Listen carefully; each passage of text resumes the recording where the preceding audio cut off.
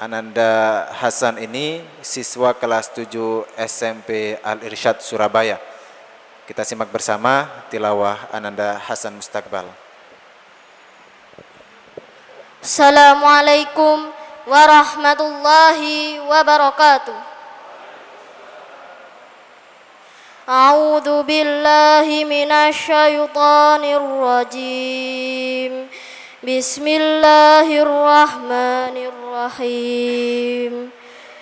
Wa ibadur rahmanil ladzina yamshuna 'alal ardi hauna wa idza khatabahumul jahiluna qalu salama walladzina yabituna lirabbihim sujjadan wa qiyama walladzina yaquluna rabbana asrif 'anna 'adzaba jahannam inna 'adzabaha kana gharama innaha sa'at mustaqarran wa muqama walladzina idza anfaqu lam yusrifu wa lam yaqturu wa kana baina dzalika qawama walladzina la yad'una ma'allahi ilahan akhara wa la yaqtuluna an-nafsa allati harramallahu illa bil haqqi wa la yaznun wa man yaf'al dhalika yalqa athama yudha'af lahul 'adzabu yawmal qiyamati wa yakhlud fihi muhana illa man taba wa amana wa 'amila 'amalan salihan faulaika yubaddilullahu sayyi'atihim hasanat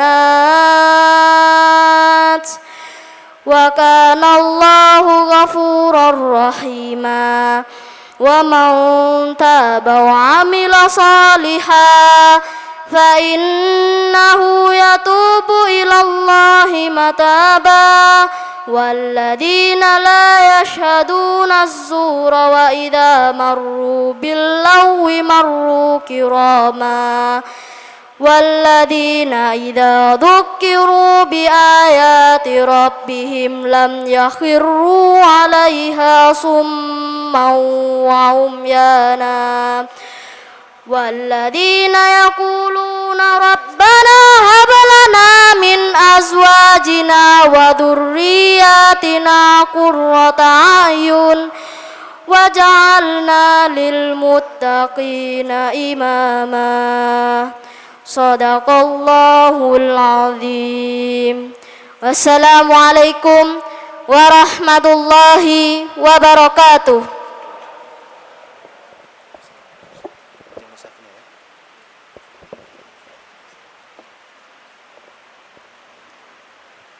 Shadaqallahul azim. Mudah-mudahan dengan bacaan ayat suci Al-Quran tadi keimanan kita semakin bertambah. Dan apa yang dibacakan oleh Ananda Hasan tadi merupakan karakteristik ibadur rahman yang insya Allah akan kita bahas pada malam hari ini. Dan Bapak Ibu yang dirahmati Allah, narasumber kita, Ustadz kita pada malam hari ini, beliau adalah Ustadz Dr. Daud Rashid dari Jakarta, dan alhamdulillah sudah hadir bersama kita. Assalamualaikum Ustadz. Assalamualaikum warahmatullahi wabarakatuh. Kabar baik Ustadz ya? Alhamdulillah. Kehadiran beliau ditunggu-tunggu dan alhamdulillah penantian jamaah dan juga pendengar terpenuhi pula. Bapak Ibu yang dirahmati Allah, kurikulum vitae beliau lahir di Tanjung Balai, Sumatera Utara, tanggal 3 Desember 1962. Dan beliau menempuh pendidikan S1 di Fakultas Syariah wal Qanun Universitas Al-Azhar Kairo Mesir yang sampai saat ini masih gejolak ya. Mudah-mudahan saudara-saudara kita di sana segera mendapatkan pertolongan Allah Jalla wa'ala. Kemudian Ustadz Dr. Daud Rashid ini menempuh S2 dan S3-nya di Fakultas Darul Ulum Universitas Kairo di Mesir juga. Beliau aktif mengajar di Pasca Sarjana UIN Syarif Hidayatullah Jakarta, kemudian staf pengajar pada Fakultas Syariah UIN Sunan Gunung Jati Bandung, dan sudah menikah serta dikaruniai 7 anak serta 2 cucu.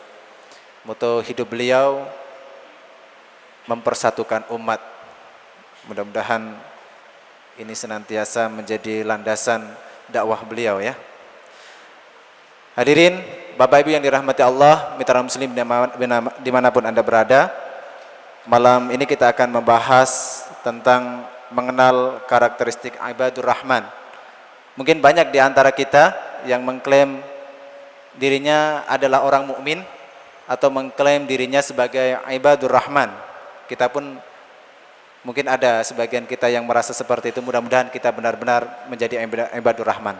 Namun benarkah kita termasuk bagian ibadur rahman itu, atau mungkin hanya sekedar klaim saja bahwa kita ibadur rahman, kita mengklaim diri kita sebagai orang yang beriman? Langsung saja kita cermati ciri-ciri daripada karakteristik ibadur rahman itu bersama narasumber kita Dr. Daud Rashid. Assalamualaikum warahmatullahi wabarakatuh. Innal hamdalillah nahmaduhu wa nasta'inuhu wa nastaghfiruh wa na'udzu billahi min shururi anfusina wa sayyiati a'malina. Man yahdihillahu fala mudilla lahu wa man yudlil fala hadiya lahu. Ashhadu an la ilaha illallah wahdahu la sharika lahu wa ashhadu anna Muhammadan 'abduhu wa rasuluh. Ballagha ar-risalata wa adda al-amanata wa nasaha al-ummah wa jahada fillahi haqqa jihadihi حتى تركنا على المحجة البيضاء ليلها كنهارها لا يزيغ عنها إلا هالك. اللهم فصل وسلم على هذا النبي الكريم وعلى آله وصحبه ومن دعا بدعوته واتبع سنته إلى يوم الدين. أما بعد. Sungguh ibadur rahman adalah cita-cita kita. Menjadi bagian dari ibadur rahman adalah impian setiap muslim, karena memang Allah sendiri menyebut mereka ini sebagai hamba-hambanya. Jadi kalau Allah sendiri sudah menyebut kita sebagai hambanya, ini insya Allah sebuah pengakuan atas ridhonya Allah terhadap kita. Dan mereka dahulu para ashabu Rasulullah sallallahu alaihi wasallam ridwanullahi alaihim ajma'in, mereka lah yang paling pas untuk disebut sebagai ibadur rahman, karena sifat-sifat ibadur rahman ini ada pada diri mereka semua. Namun ini merupakan sebuah pentas terbuka kepada kita yang hidup di zaman ini untuk ikut juga masuk dalam rombongan ibadur rahman itu. Jadi ini tidak ditutup, tidak hanya tertutup untuk zaman tertentu, tetapi ini terbuka luas untuk setiap zaman bagi siapa saja yang bisa memasukkan dirinya dalam sifat-sifat itu. Insya Allah mereka akan masuk di dalam rombongan yang kita sebut ibadur rahman. Ibad jamak dari kata abdun, hamba. Ar-Rahman ismul jalalah, yang maha pengasih. Jadi hamba-hamba Allah yang maha pengasih. Jadi itulah sifat-sifat yang disebutkan secara berurut di akhir suratul Furqan ini. Mulai dari yang pertama, wa ibadur rahmanil ladzina yamshuna 'alal ardi haunan wa idza khatabahumul jahiluna qalu salama. والذين يبيتون لربهم سجدا وقياما والذين يقولون ربنا اصرف عنا عذاب جهنم إن عذابها كان غراما innaha sa'at mustaqarran wa muqama والذين إذا أنفقوا لم يسرفوا ولم يقتروا وكان بين ذلك قواما.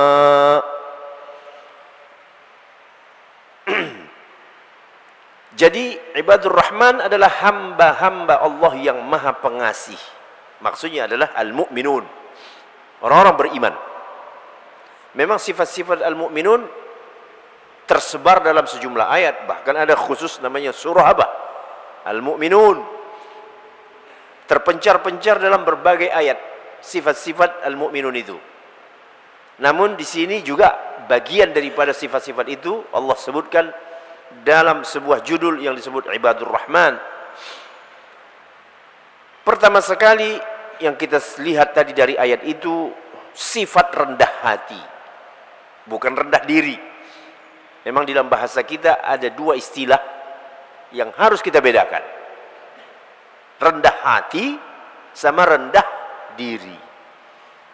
Ini berbeda, artinya secara bahasa dan pengertian di dalam bahasa Indonesia. Rendah hati ini adalah orang yang tawadhu.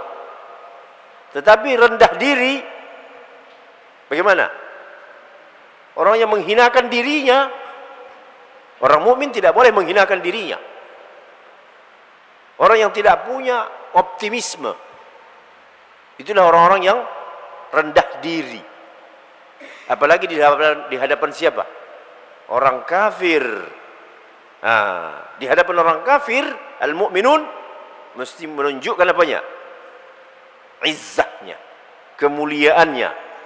Kalau disadap, pembicaraannya harus bereaksi. Umpamanya begitu ya. Jangan sudah diinjak, diejek, dihina, disadap lagi informasinya, menyerah, tunduk. Oh tidak. Jadi orang mukmin itu harus punya sikap, khususnya kepada orang-orang di luar mereka. Rendah hati. Siapa saja ini yang dikatakan rendah hati ini? Al-Quran menyebut yamshuna 'alal ardi haunan. Yamshuna 'alal ardi haunan, berjalan di muka bumi. Karena memang cara berjalan orang saja itu bisa dibaca karakternya. Dari cara dia berjalan, ini orang sombong atau rendah hati, itu kelihatan dari cara berjalan, Pak. Jadi hebat ini kata-kata Allah yamshuna 'alal ardi, itu sebuah ta'bir yang mu'jiz. Dari cara berjalan orang ketahuan. Jadi bahasa tubuh, belakangan kan muncul istilah bahasa tubuh. Dari bahasa tubuhnya dia kelihatan bagaimana sifatnya. Ya. Jadi ini semuanya isyarat-isyarat Qur'aniyah, di mana kita bisa, kalau bisa kita usahakan bahasa tubuh kita itu memang lahir dari sebuah jiwa. Karena bahasa tubuh itu adalah pancaran dari apa? Ruh, jiwa. Manusia yang sombong akan tampak dari cara berjalannya, gerak tubuhnya. Kelihatan. Dan itu semuanya adalah berasal dari hati.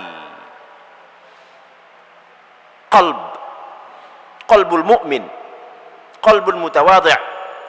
Berjalan di muka bumi dengan rendah hati, tidak menyombongkan diri di hadapan manusia. Ya, tidak menyombongkan diri, apalagi menyombongkan diri di hadapan saudaranya sesama mukminun. Kalau menyombongkan diri di hadapan orang kafir masih ya wajar kata kita ya, dia izzah. Tetapi justru menyombongkan dirinya di hadapan saudaranya. Ini sebuah perilaku yang ya tidak pada tempatnya ada pada diri seorang mukmin. Terhadap sesama mukmin itu seperti apa? Rendah hati. Beginilah yang ditunjukkan siapa? Rasulullah sallallahu alaihi wasallam.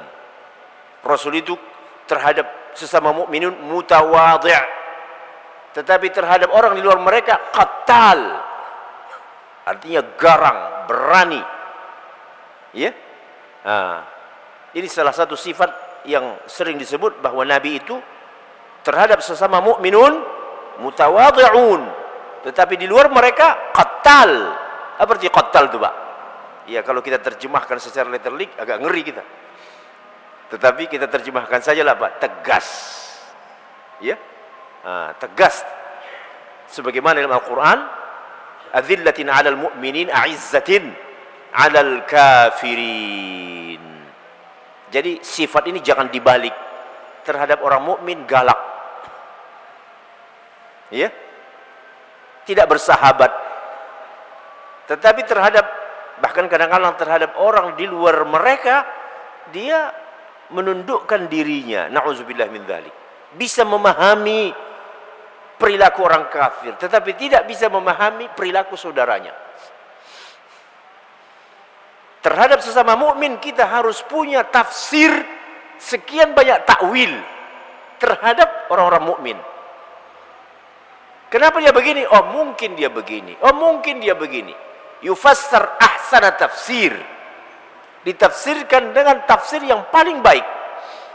Supaya persepsi kita terhadap saudara kita itu tetap positif. Namun kadang-kadang inilah dia, entah karena apa, terhadap sesama saudaranya dia galak, garang. Tetapi kepada orang lain justru bisa memahami, oh dia kan tidak beriman, dia kan non muslim sebagainya. Kenapa kamu bisa memahami orang di luar kamu, tidak bisa memahami saudaramu sendiri? Kemudian sifat sombong ini sebagaimana kita ketahui di dalam hadis Nabi kita sallallahu alaihi wasallam, la yadkhulul jannata man kana fi qalbihi mithqalu habbah minal kibir. Tidak akan masuk surga seseorang yang tersimpan di dalam hatinya kesombongan sekecil apapun. Nah, jadi ini yang pertama, sifat orang mukmin. Kita sebut sekarang penampilan. Dari penampilan kelihatan seseorang itu rendah hati, tetapi bukan rendah diri. Ada sebagian orang mencampur adukkan, dia tidak bisa membedakan mana rendah hati dengan mana rendah diri. Ya. Kemudian wa idza khatabahumul jahiluna qalu salama. Jika diejek oleh orang jahil, mereka tidak marah dan berkata selamat. Ya. Nah, ini memang orang ibadur rahman itu tidak mudah terpancing. Tidak mudah terpancing dengan tuduhan, ejekan. Dan memang sudah barangkali entah bilang sunnatullahnya, orang mukmin itu sering jadi bahan ejekan. Ya. Ejekan siapa? Orang-orang di luar mereka. Tetapi kita harus siap itu menghadapi ejekan itu.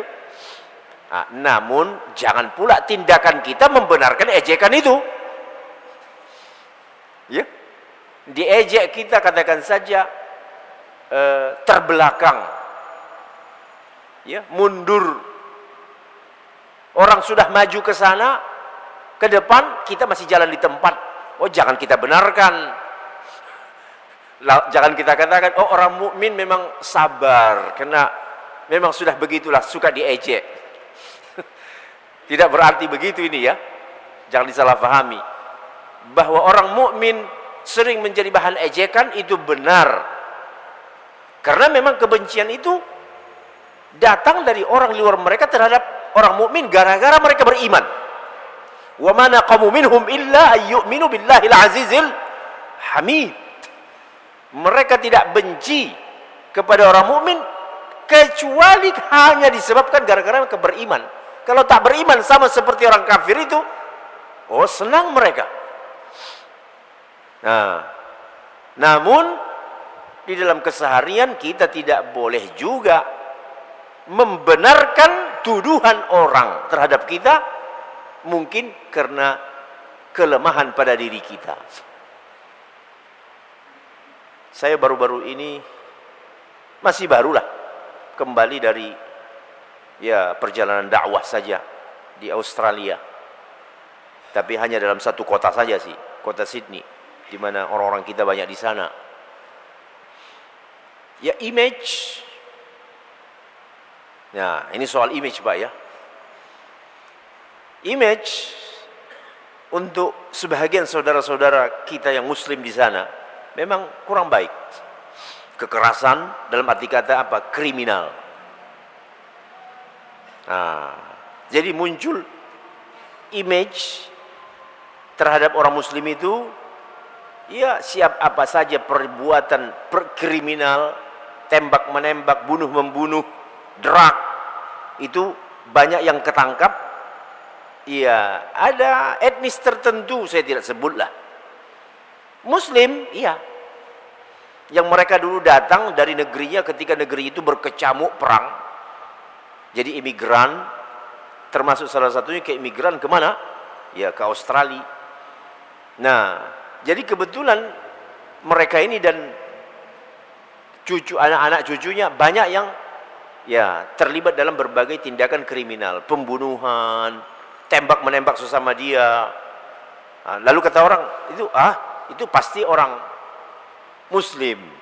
Yang jadi tertuduhnya apa? Muslimnya. Tetapi alhamdulillah ya itu bisa terimbangi oleh siapa? Orang-orang ya saudara-saudara kita yang dari Indonesia yang memang dikenal sebagai agak lebih santun, bersahabat, ya. Nah, jadi jangan sampai tuduhan itu dibenarkan oleh perilaku sebahagian di antara kita. Benar bahwa tuduhan itu adalah suatu hal yang lumrah, karena orang beriman suka menjadi tuduhan. Namun jangan sampai itu tadi yang kita sebut, bodoh, miskin, terbelakang, tidak pernah berpikir maju, kan begitu ya? Nah, ini kan sudah apa namanya? Sudah ada di dalam pikiran orang-orang di luar kita. Namun ini jangan kita benarkan, bahkan kita bantah dengan apa? Dengan perubahan-perubahan kalau memang sekiranya itu ada pada diri kita. Ya. Pendidikan, kita benahi pendidikan. Ya, karena pendidikan ini adalah masa depan bangsa. Nah, kemudian begitu juga akhlak kita betul-betul mencerminkan akidah kita. 2 tahun lalu saya berbicara di sini akhlak Rasul. Masih ingat Bapak-bapak? Nah, jadi bagaimana kita menerjemahkan akhlak Rasul yang santun, yang pemaaf, ya, yang toleran, yang ramah itu di dalam kehidupan kita.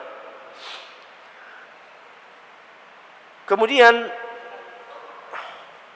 ya Allah tidak menyukai orang-orang yang gembira lagi sombong. Innallaha la yuhibbu kulla mukhtalin fakhur. Kemudian sifat orang mukmin yang kedua di dalam Al-Qur'an, di dalam surah Al-Furqan ini apa? Walladzina yabituna li rabbihim sujjadan wa qiyama. Sahabat kan? Sahabatlah yang menjadikan malam itu untuk ibadah. Nah, sebahagian dari malam itu mereka bermunajat kepada Allah Ta'ala. Wabil ashari hum yastaghfirun. Kita tahan dulu Ustadz untuk sifat ibadur rahman yang kedua ini.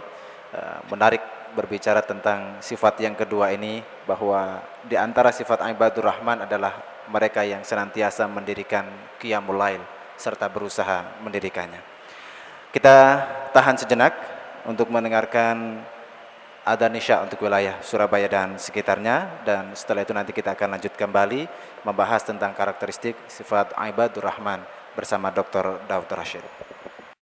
Baik, mitra muslim, Bapak Ibu yang dirahmati Allah, kita lanjut kembali mengupas tentang karakteristik ibadur rahman. Tadi yang pertama dan yang kedua sudah kita ketahui bersama, yaitu rendah hati dan tidak mudah terpancing.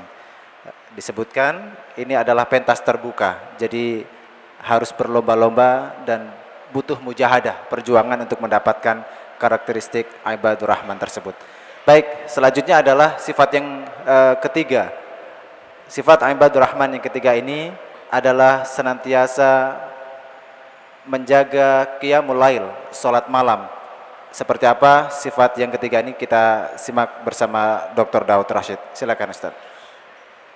Mitra muslim yang dirahmati Allah, kaum muslimin, hadirin dan hadirat yang dimuliakan Allah Ta'ala.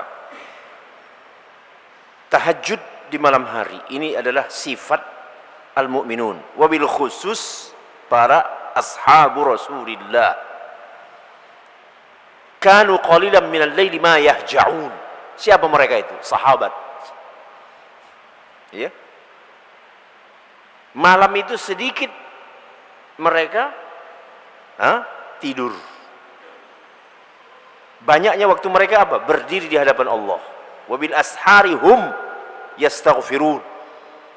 Di waktu sahur mereka istighfar. Masya Allah. Inilah generasi hasil binaan siapa? Rasulullah sallallahu alaihi wasallam. Namun oleh Syiah generasi ini apa?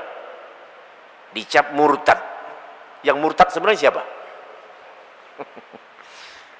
Yang mencap sahabat murtad dengan kita yang memuliakan sahabat.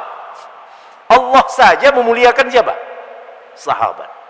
Sampai Allah mengatakan kanu qalilan minal laili ma yahja'un wa bil ashari hum yastaghfirun.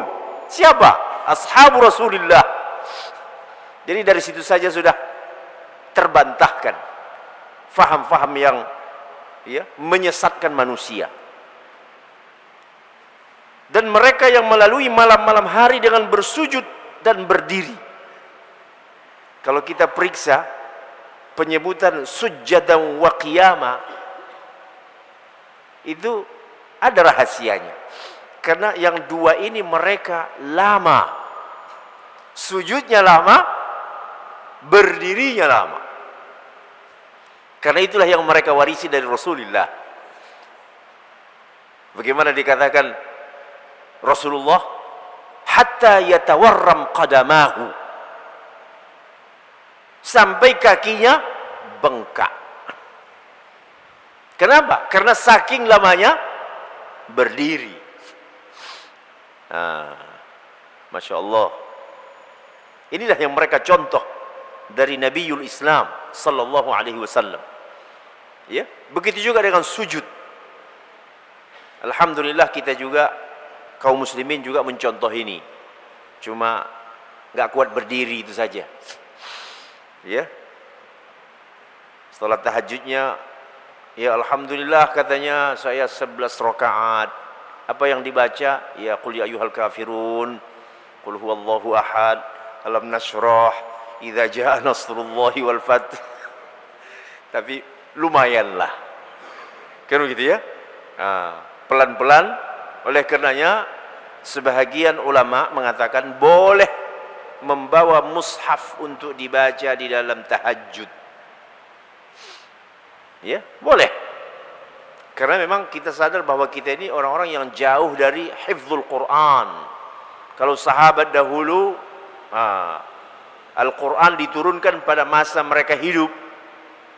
Kita terlalu jauh sehingga minat untuk menghafal Quran itu lemah. Bisa saja dia baca Quran sudah syukur. Ya. Jadi qiyamul lail syaraful mu'min. Qiyamul lail itu adalah apa? Kemuliaan, wibawa. Jadi orang kalau mau berwibawa, dia harus malam hari itu bangun. Ya. Penceramah saja, Pak. Kalau dia bangun malam dengan dia tidak bangun malam, dia sendiri merasakan. Kalau dia tidak bangun malam, bahasanya dia itu cair saja, tidak membekas di hati orang. Tetapi kalau dia orang yang suka bangun malam, walaupun kata-kata yang disampaikannya itu sederhana, tetapi membekas di telinga pendengarnya. Lianna ma kharaja minal lisan wasala ilal qalb. Keluar dari mulut si pembicara sampai ke dalam hati. Tetapi orang yang tidak qiyamul lail, kharaja minal lisan wa wasala ilal udhun. Sampai di kuping saja, enggak masuk ke dalam hati. Ya. Jadi memang ini rahasia qiyamul lail luar biasa. Bahkan sampai-sampai qiyamul lail itu kalau mengantuk sekali, duduk. Ya, kita ngantuk nih, duduk aja. Namun jangan tidak bangun. Karena itu bukan waktu tidur lagi. Ya. Jadi ini ngantuk ini, nggak kuat berdiri, ya udah duduk saja. Karena boleh salat sunnah tatawwu itu boleh dilaksanakan apa? Duduk. Mudah-mudahan al-mu'minun bisa mempraktekkan tahajud dan qiyamul lail ini, karena ini adalah kemuliaan. Kemudian walladzina yaquluna rabbana asrif 'anna 'adzab jahannam inna 'adzabaha kana gharama innaha sa'at mustaqarran wa muqama. Dan mereka yang berdoa meminta kepada Allah, ya Tuhan kami, jauhkan kami dari azab jahannam. Jadi orang mukmin itu paling takut mendengar yang namanya azab jahannam. Ya. Ini salah satu yang disampaikan Nabi kita SAW kepada Ummu Habibah. Akan tetapi perbanyaklah ya Ummu Habibah meminta, Allahumma inni a'udzubika min azabi jahannam wa a'udzubika min azabil qabr. Ini yang dua ini, azabul qabr dengan azabu jahannam. Ini yang sangat betul-betul kita minta kepada Allah agar Allah jauhkan. Bagaimana orang yang tak percaya dengan azab kubur? Tunggu saja, tunggu saatnya. Ada orang yang tidak percaya dengan azab kubur? Oh ada, Al-Mu'tazilah, ya, orang-orang rasionalis. Mana ada di dalam kubur penyiksaan? Coba gali. Ini bukan artinya alamnya itu bukan alam kita lagi. Alam mereka sudah berbeda, alam barzakh.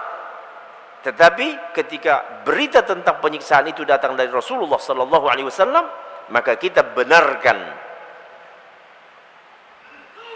Di dalam hadis sejumlah riwayat menyebutkan apa? Idza tashahhada ahadukum falyata'awwadz min arba'.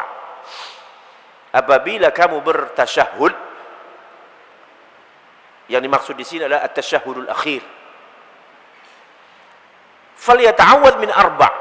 Mintalah perlindungan terhadap 4 perkara. Allahumma inni a'udzubika min adzabi jahannam wa min adzabil qabr wa min fitnatil mahya wal mamat wa min syarri fitnatil masiihid dajjal.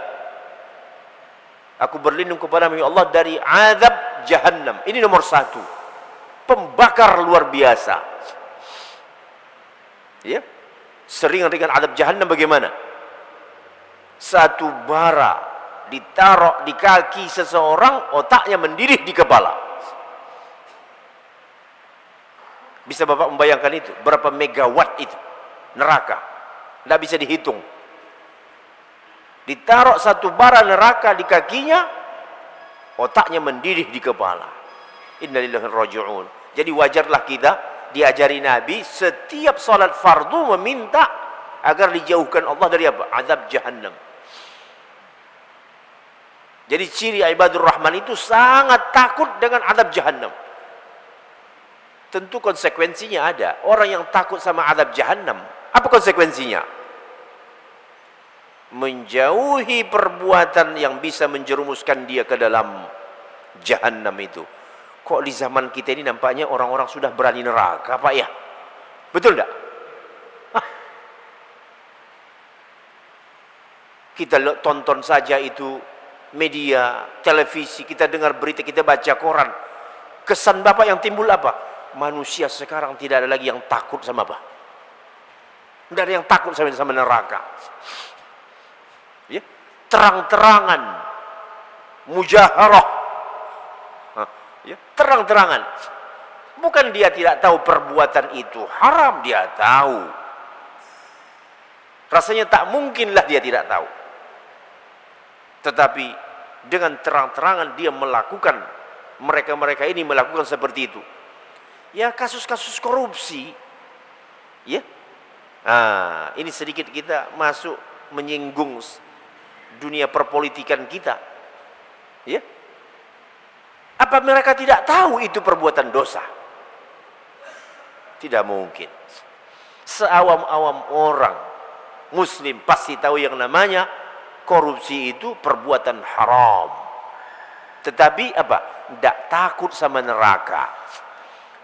Apalagi kalau sempat ditambah korupsi plus perempuan. Innalillahi wa inna ilaihi raji'un. Sudah korupsi, perempuan buat lagi. Jadi sudah tidak takut lagi dengan neraka. Nah, sementara kita yang mencontoh sahabat takut kepada apa? Neraka. Tentu konsekuensinya segala perbuatan yang bisa menjerumuskan orang ke neraka itu kita takut. Disebutkan di dalam riwayat perumpamaan orang mukmin yang memandang dosa seperti apa? Seperti gunung mau runtuh. Itu perumpamaan orang mukmin memandang dosa. Seperti gunung mau runtuh. Kalau diberitakan ke Bapak, gunung apa di Jawa Timur ini? Semeru. Gunung Semeru akan meletus. Bagaimana Bapak-bapak? Hah? Ya? Kabur. Begitulah orang mukmin memandang apa? Dosa. Tetapi orang kafir memandang dosa seperti mengusir lalar yang bertengger di hidungnya. Apa perlu dia menyiapkan alat penangkap dari listrik? Tidak perlu. Cukup dia hembuskan. Begitulah mengusir lalar dari yang bertengger di hidung. Begitulah orang kafir menyikapi dosa. Terbalik kan? Nah, kenapa kita ini yang namanya dosa sudah begitu berani, bahkan mujaharah lagi? Na'udzubillahi min dzalik. Mari sama-sama kita kembali, ya. Siapapun kita, pedagangkah kita, pejabatkah kita, politisikah kita, atau orang-orang biasa saja pun kita, mari kita mencoba untuk takut kepada apa? Jahannam. Inna adzabaha kana gharama. Sebenarnya Bapak, dari sejak Islam ini pertama sekali muncul, yang ditanamkan Rasulullah kepada orang Arab dahulu apa? Surga neraka. Itu yang disebut dengan akidah. Takut dulu sama neraka, rindu dulu sama surga. Ya. Sampai dikatakan ya, memang dalam riwayat bahwa Aisyah mengatakan, kalau sekiranya ayat yang pertama turun dari Al-Quran ini, la tashrabul khamr, niscaya orang yang hidup di zaman itu mengatakan, lam natrukul khamr abadan. Kalau sekiranya ayat yang pertama kali turun dahulu di awal Islam, jangan kamu minum khamar, semua orang akan menjawab, mohon maaf kami tak bisa meninggalkan minum khamar. Kalau sekiranya ayat yang pertama kali turun di dalam Al-Quran, la taqrabuz zina, niscaya semua orang mengatakan, wallahi la natrukuz zina abadan. Kami tidak akan bisa meninggalkan zina. Akan tetapi yang pertama kali turun adalah ayatul mufassalat, al-jannatu wan nar, mengingatkan surga dan neraka. Jadi persoalan neraka, siksa neraka ini bukan masalah enteng sederhana, tetapi dia merupakan salah satu bagian dari kurikulum yang harus kita kita tekuni sama-sama. Takut kepada neraka. Takut kepada neraka itulah yang membuat orang berhati-hati untuk berbuat. Ini membuat saya jatuh ke dalam neraka atau tidak ini? Perbuatan ini. Nah, tetapi kalau sudah hati sudah rusak, sudah tidak peduli lagi yang namanya adab jahannam. Allah mengatakan innaha sa'at mustaqarran wa muqama. Walladzina idza anfaqu lam yusrifu wa lam yaqturu wa kana baina dzalika qawama. Sifat berikutnya pola hidup, pola berbelanja, pola konsumsi. Masya Allah, ini hebat juga ya. Sampai-sampai sifat ibadur rahman menyinggung soal pola konsumsi, pola hidup kita. Apakah hidup kita ini pola konsumeristik atau orang-orang yang ekonomis? Sampai bicara itu. Kalau berbelanja, mereka itu tidak berlebih-lebihan. Karena kebutuhan uang, kebutuhan dana untuk Islam ini sangat tinggi. Jadi jangan sampai kita itu pengeluaran-pengeluaran yang tak perlu. Jadi beli barang itu berdasarkan kebutuhan, bukan berdasarkan apa? Keinginan. Ini ada dua orang membeli barang. Orang membeli barang karena kebutuhan atau karena keinginan. Yang mengikuti hawa nafsunya tentu karena keinginan. Apa saja yang baru keluar, HP kah namanya, laptop kah namanya, iPad sekian apakah namanya, yang barang belum tentu bagi dia itu merupakan apa? Kebutuhan. Jadi sampai begitulah Islam membentuk kepribadian seorang mukmin, supaya tidak boros. Masya Allah, inilah ciri-ciri ibadur rahman. Ya, jadi kita pun berusaha untuk mendidik putra putri kita, keluarga kita. Ya, coba tanya istri masing-masing, Bu, ibu, berbelanja itu berdasarkan kebutuhan atau keinginan? Biasanya ibu-ibu itu senyum. Kenapa? Wallahu a'lam. Kenapa senyum? Mungkin yang cocok berdasarkan keinginan. Walam yaqturu wa kana baina dzalika qawama. Dan mereka tidak juga apa? Tidak juga pelit. Ini baru dikasih Allah sedikit kekayaan atau jabatan, berubah langsung apanya? Pola hidupnya.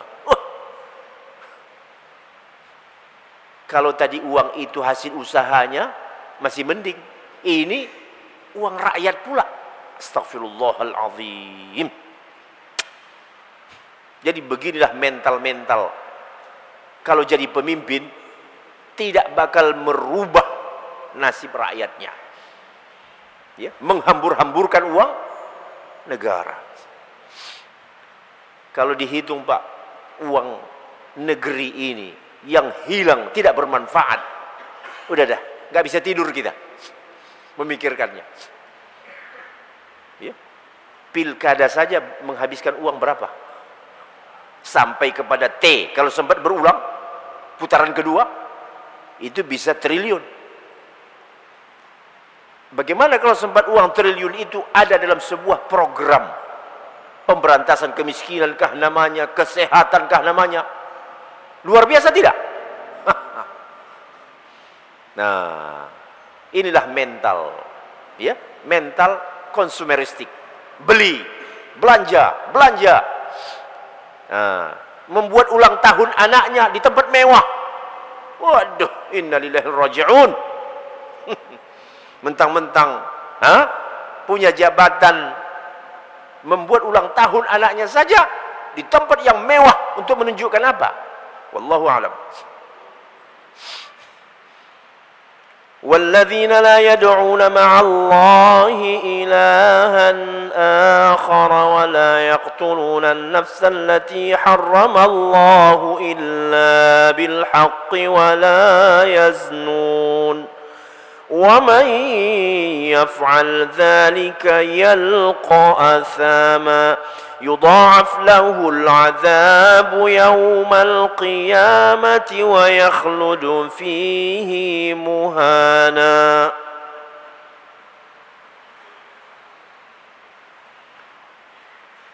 Dan orang-orang yang tidak menyeru, tidak menyembah bersama Allah Tuhan yang lain, ya, tidak menyembah Tuhan yang lain selain Allah Ta'ala.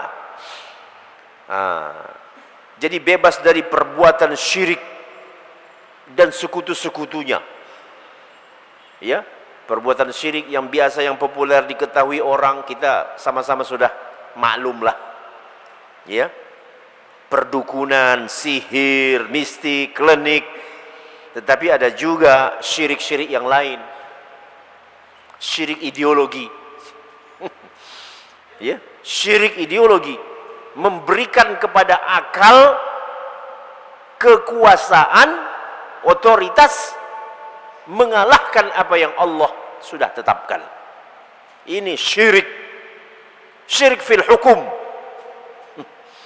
Akal tidak punya kemampuan membuat hukum, mengatur hidup manusia. Yang punya kemampuan itu siapa? Allah Azza wa Jalla. Makanya kata para ulama, al-hukmu bi ghairi ma anzalallah akbarul syirik. Berhukum dengan hukum yang tidak diturunkan Allah, syirik paling besar. Ya, mengalahkan syirik-syirik yang lain. Jadi ketika kita berbicara la yad'una ma'allahi ilahan akhar, memberantas syirik, jangan hanya kita batasi syirik ya tertentu saja, tetapi kita juga membuka fikiran orang, ada syirik-syirik yang lain, syirik ideologi. Ya, orang-orang liberal sekarang dengan konsep HAM-nya, feminismenya, apalagi ya, demokrasinya, sudah menuhankan apa? Menuhankan akal mereka. Kemudian tidak membunuh jiwa yang diharamkan Allah kecuali bil haq, kecuali atas dasar kebenaran. Atas dasar kebenaran itu ada apanya? Ada alasan. Ya, katakan saja karena kisos, kan wajar kan? Orang dibunuh karena kisos. Wala yaznun, dan mereka tidak berzina. Jadi sampai ini 3 dosa ini sekaligus dalam satu ayat. Menyembah Tuhan selain Allah, membunuh, berzina, itu sekaligus dalam satu ayat. Makanya setelah itu apa? Wa may yaf'al dzalika yalqa athama. Siapa yang melakukan itu, dia akan menghadapi dosa.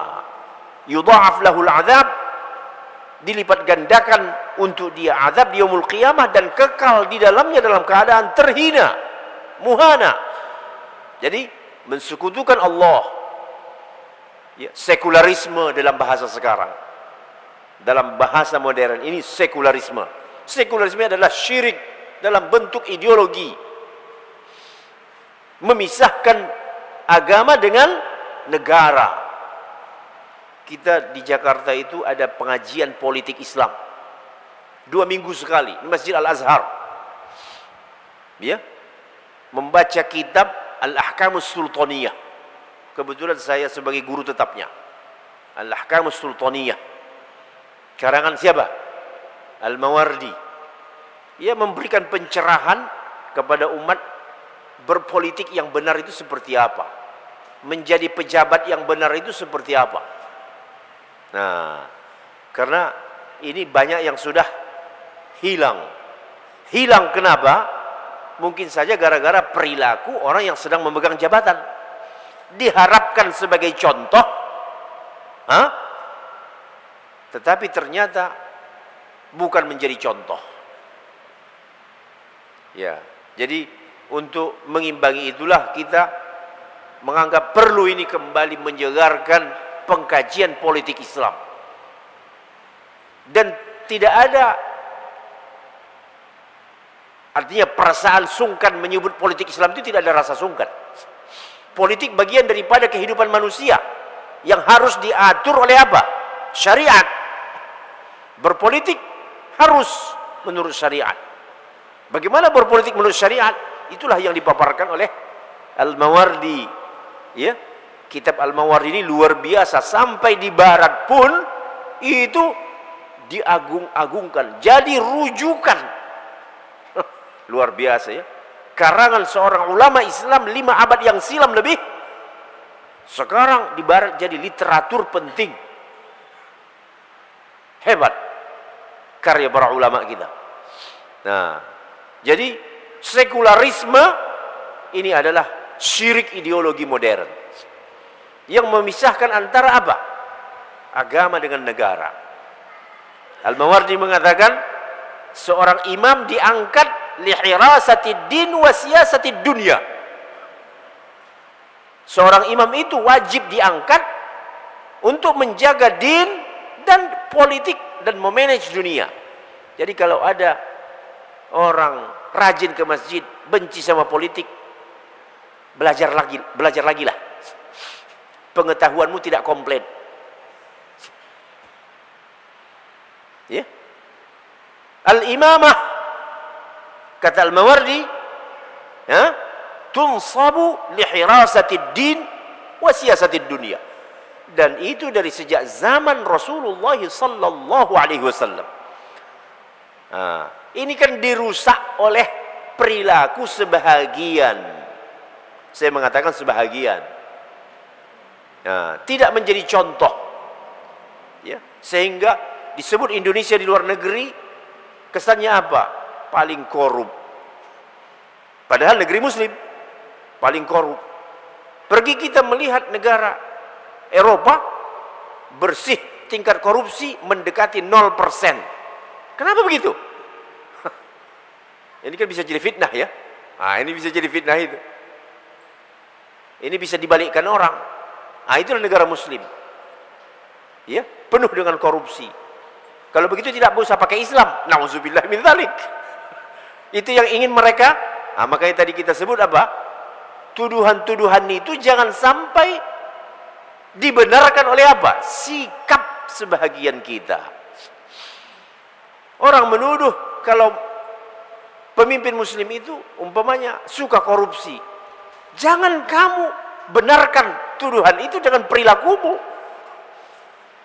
Ya. Kita pun tetap membantah ini. Ya. Itu perilaku sebahagian orang. Kemudian wala yaznun wa man yaf'al dzalika yalqa athama yudha'af lahu al'adzab yawm al-qiyamati wa yakhlud fihi muhana illa man taba wa amana wa 'amila 'amalan salihan fa ulaika yubaddilu Allahu sayyi'atihim hasanat wa kana Allahu ghafurar rahima. Kecuali orang-orang yang bertaubat. Nah, inilah maha rahmannya Allah. Orang yang telah jatuh di dalam dosa masih dibuka pintu apa? Taubat. Ini tiga sekaligus. Ini satu paket ini. Taba wa amana wa amila amalan salihah. Konsekuensi dari taubat, imannya menguat, perilakunya makin soleh. Adapun hanya taubat tidak berpengaruh pada keimanan, apalagi amal, itu taubatnya di mana? Di mulut. Jadi ayat ini illa man taba wa amana wa amila amalan salihah. Imannya makin kokoh karena taubat itu. Muncul kesadaran. Oh, perilaku saya salah selama ini. Bahkan membuat citra negatif terhadap agama saya. Ayo, bangkit kembali. Kuatkan keimananmu. Segala yang datang dari Allah pasti benar. Ya, kita ini 2014 dipertaruhkan ini, Pak. Ya, orang-orang sekuler bekerja sama dengan orang-orang kafir ingin menguasai, memegang kekuasaan ini. Di Jakarta selangkah mereka sudah dapat. Di DKI. Ya, kita tidak boleh tinggal menonton. Paling tidak kita mencegah derasnya langkah mereka yang ingin menguasai itu. Untuk beberapa daerah, Kalimantan Barat, bisa Bapak bayangkan Kalimantan Barat, mayoritas muslim, pemimpinnya kafir. Bagaimana kalau sudah kepemimpinan dipegang oleh kafir? Ya. Pasti kebijakan itu diarahkan untuk menyesatkan, menyebarkan kekafiran, bahkan kalau perlu memurtadkan kaum muslimin. Ya. Nah, jadi ini 2014 ini kita sudah melihat bagaimana gelagat mereka. Nah, pencitraan. Tetapi begitu pun kalau kita sadar akan ancaman-ancaman ini, insya Allah, ya, karena masih banyak harapan lagi. Oleh karenanya kita juga berharap dari pemimpin-pemimpin kita ini, ya, sekali lagi di awal ayat tadi, jangan engkau berbuat sesuatu yang membenarkan tuduhan orang lain. Wa man taba wa amila salihan fa innahu yatubu ila Allahi mataba.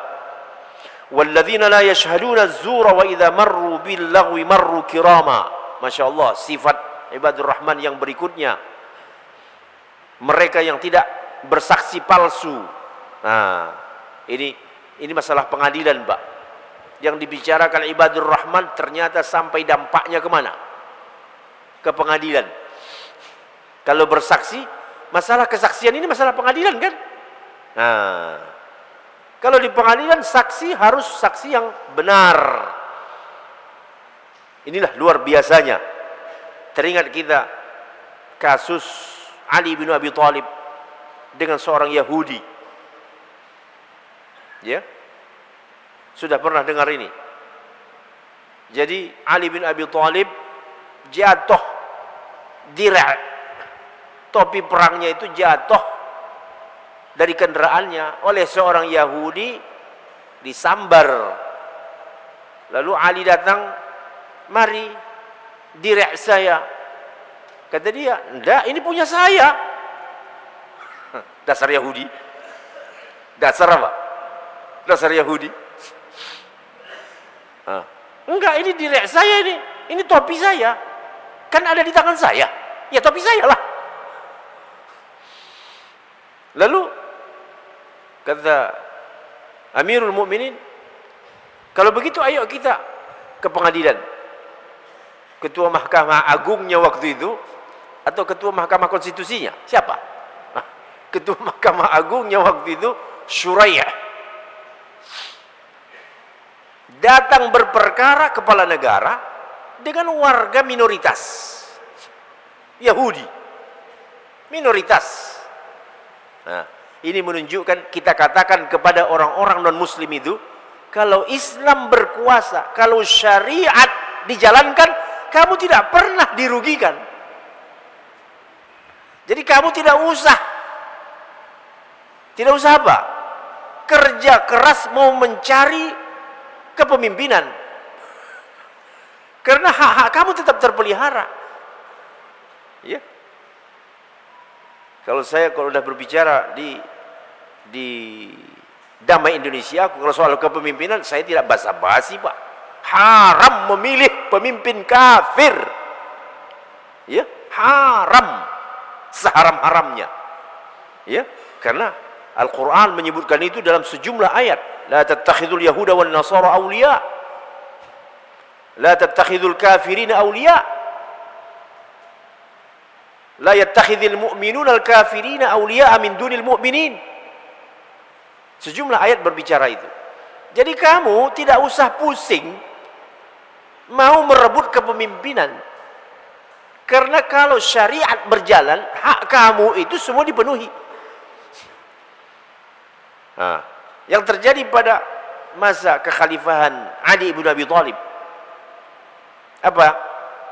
Berperkara kepala negara dengan warga minoritas, disambut sama hakim Syuraih. Apa kata Syuraih? Ada apa ya Amirul Mukminin?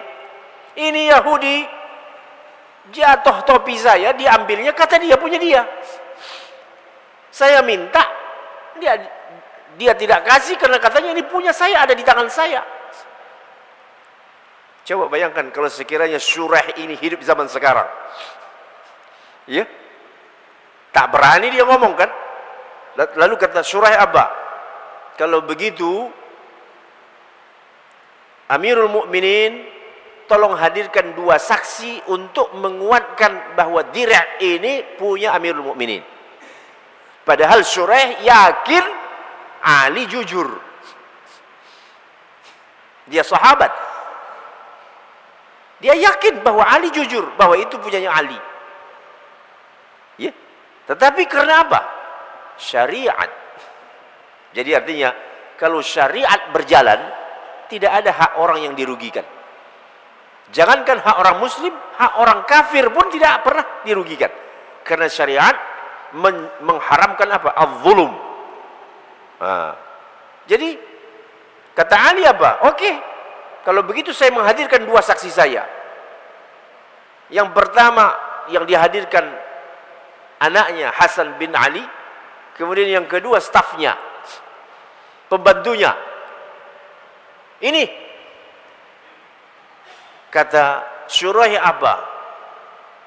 Adapun pembantumu ini, stafmu kami terima. Tetapi anakmu, di dalam syariat tidak boleh anak menjadi saksi untuk orang tuanya.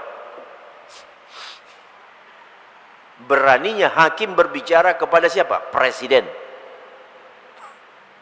Ya. Padahal dia tahu bahwa Ali jujur, benar. Dan Yahudi ini pasti bohong. Tetapi karena tunduk kepada syariat. Lalu apa yang terjadi? Ya kalau memang tidak bisa menghadirkan saksi satu lagi, ya udah, gugatan Anda tidak diterima. Dir' topi menjadi hak siapa?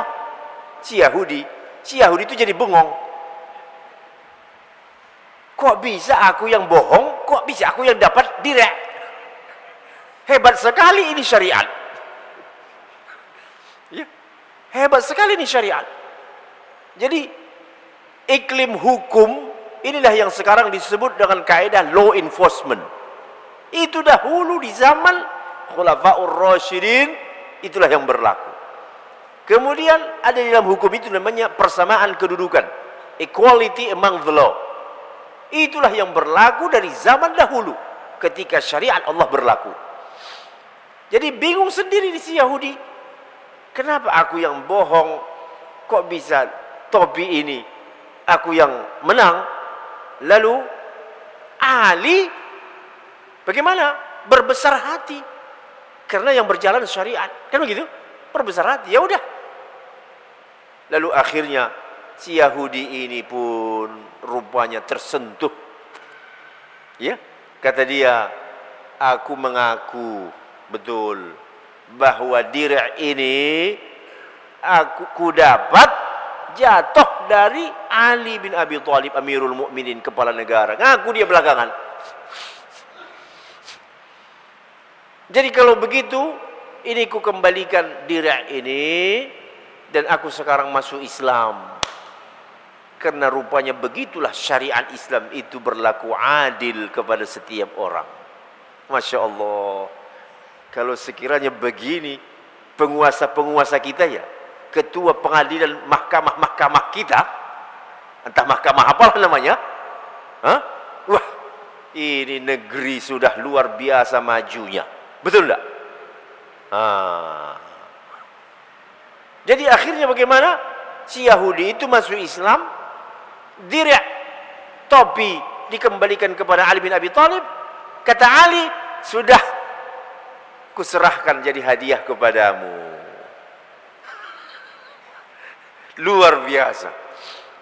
Ini namanya sejarah Islam. Ya. Kemarin baru hari Kamis ini kemarin saya ada seminar internasional di Bandung tentang hak asasi manusia, syariat Islam dan hak asasi manusia. Ini saya paparkan, inilah dia syariat yang kata Barat itu tidak sesuai dengan konsep HAM. Inilah dia syariat. Bagaimana Ali bin Abi Thalib menghargai putusan hakim, tidak intervensi. Dia tidak mengatakan, awas loh, kalau saya tak menang, ku pecat kau nanti jadi hakim. Sebagaimana Abdul Fattah As-Sisi. Abdul Fattah As-Sisi siapa ini? Itu yang mengkudeta Mursi di Mesir. Abdul Fattah Al-Sisi yang mengkudeta presiden yang sah di Mesir, diadili Mursi di pengadilan karena hakimnya tidak seperti Syurayyah. Coba hakimnya seperti Syurayyah, yang tunduk kepada aturan. Lalu kata Mursi apa? Ana raisukumul haq asy-syar'i wa anta 'alal batil. Masya Allah. Aku adalah presiden kamu yang sah, yang legal. Kamu itu batil, merampas kekuasaan. Nah, kalau mau disebut perampas kekuasaan, Khawarij, nah itu Abdul Fattah Al-Sisi, itulah dia. Yang merampas kekuasaan, yang memberontak. Itulah militer di Mesir. Itulah yang mau disebut Khawarij, ya itulah sebut Khawarij. Jadi jangan dibalikkan. Yang Khawarij kata dia, yang menentang As-Sisi. Inna lillahi wa inna ilaihi raji'un. Orang kalau tidak punya pengetahuan politik, jadi korban politik.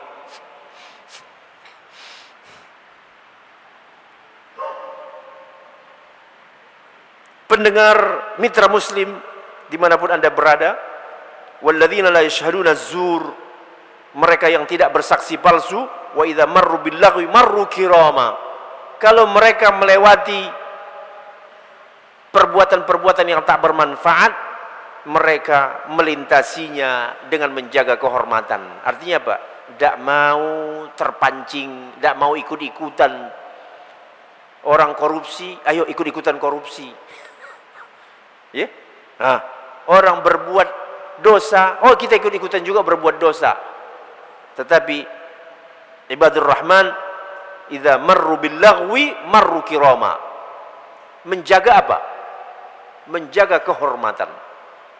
Nah, ini kalau kita jelaskan lagi ini, Masya Allah, luar biasa ya.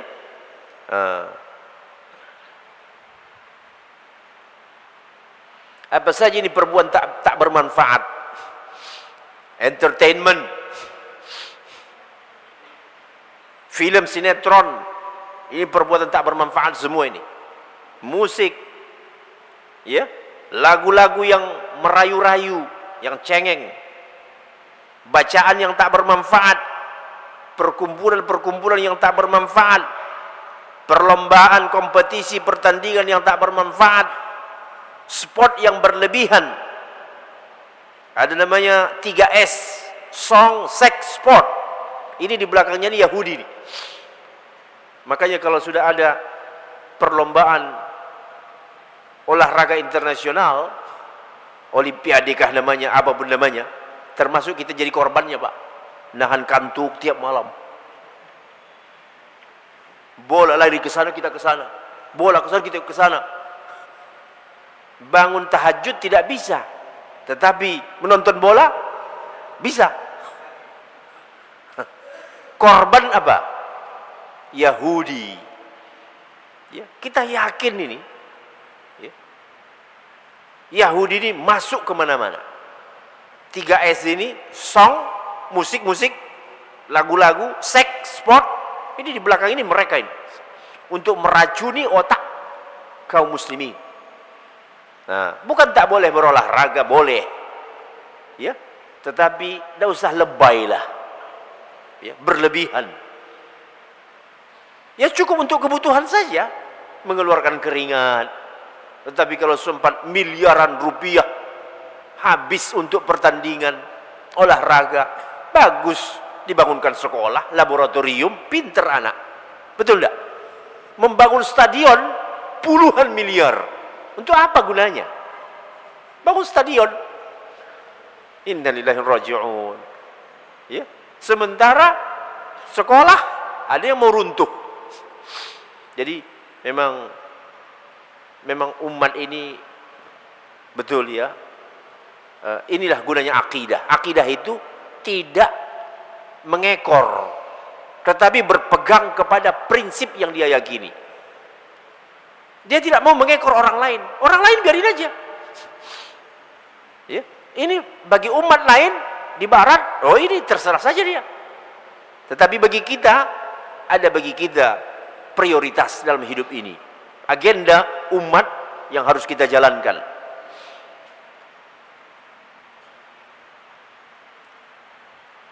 Walladzina idza dzukiru biayati rabbihim lam yakhirru 'alaiha summan wa umyana. Dan mereka yang kalau diingatkan kepada ayat-ayat Tuhan mereka tidak membabi buta. Ya, lam yakhirru 'alaiha, tidak menutup telinganya, ya, tidak menutup matanya, tetapi menerima kritik untuk perbaikan. Atau tidak ngeyel kata orang di Jakarta, enggak dablek, menutup telinga dan mata terhadap ayat-ayat Allah Ta'ala. Diingatkan mereka kepada ayat-ayat Allah, ciri ibadur Rahman, oh betul, saya sudah keliru. Terima kasih, saya sudah diingatkan. Karena manusia berpotensi untuk khilaf, untuk salah. Taib. Kemudian berdoa untuk kebahagiaan keluarga. Walladzina yaquluna rabbana hab lana min azwajina wa dzurriyyatina qurrata a'yun waj'alna lil muttaqina imama. Dan mereka yang meminta kepada Tuhannya, ya Tuhan kami, berikanlah kepada kami di antara pasangan-pasangan kami, istri-istri kami. Itu jamak atau apa ya? Atau mufrad itu?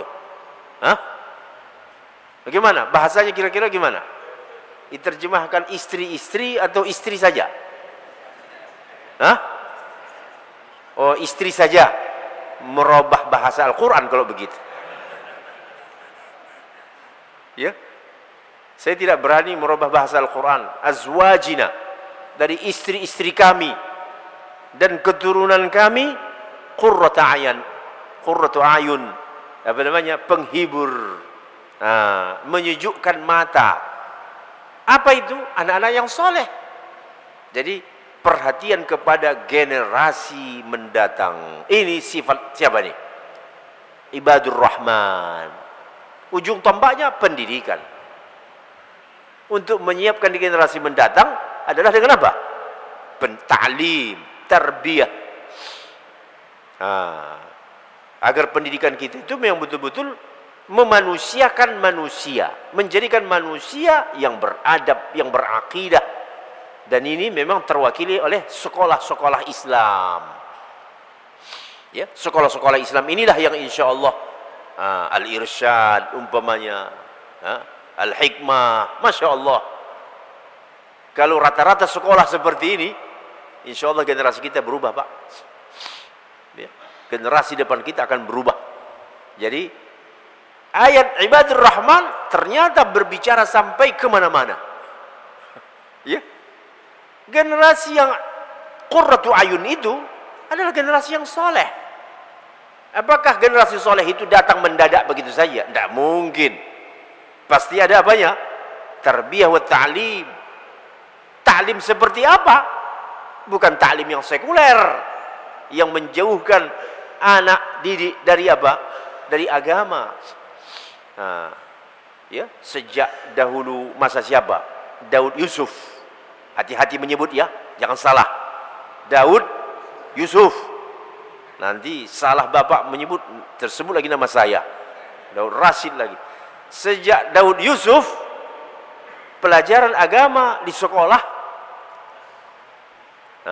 cuma dikasih 2. Kalau dulu, Masya Allah, puas anak belajar akhlak, belajar agama. Tapi yang anehnya, sekarang pun masih saja begitu. Padahal menteri pendidikan lah namanya, menteri apa, berganti-ganti. Ini semuanya tokoh-tokoh Islam yang memegang kementerian pendidikan. Kenapa tidak dikembalikan mata pelajaran agama sebagaimana dahulu? Ada akhlak, mau sebut budi pekerti terserah. Tetapi itu semuanya adalah apa? Pendidikan Islam. Ini jadi pertanyaan ini ya. Menteri-menteri pendidikan sejak reformasi banyak dipegang oleh ormas-ormas Islam. Tetapi kenapa tidak mengembalikan pendidikan agama sebagaimana dahulu? Kemudian waja'alna lil muttaqina imama, dan jadikanlah kami ya, menjadi pemimpin orang-orang untuk orang-orang yang muttaqin. Artinya apa? Leadership. Masya Allah. Kita harus siap menjadi pemimpin. Anak kita siapkan untuk menjadi apa? Calon-calon pemimpin. Lil muttaqina imama. Ya, hebat. Menyangkut pendidikan, masuk di dalam pembahasan ibadur rahman. Ulaika yujzauna al-ghurfata bima sabaru wa yulaqawna fiha tahiyatan wa salama khalidina fiha hasun mustaqarran wa muqama.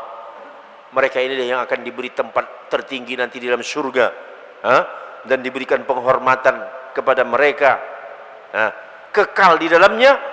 Di dalam apa? Surga itu hasunat mustaqarran wa muqama, sebaik-baik tempat berdiam. Kalau tadi cerita neraka, innaha sa'at mustaqarran wa muqama.